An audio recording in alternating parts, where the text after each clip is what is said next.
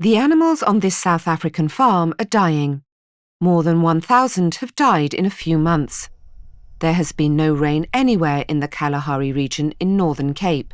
It is the worst drought anyone can remember. Burger Schoeman is the manager at Thuru Lodge. We are trying to go on as we are at the moment, but it's only going to be so long before all our resources are out and we don't have any money left to do what we do. Thuru Lodge is visited by tourists who hunt animals.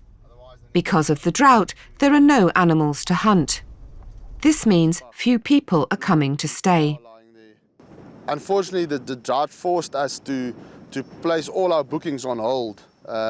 We can't book a guy coming from overseas, having the safari feeling and trying to give him the best safari he ever had, but the animals that's here are very skinny and he's dying.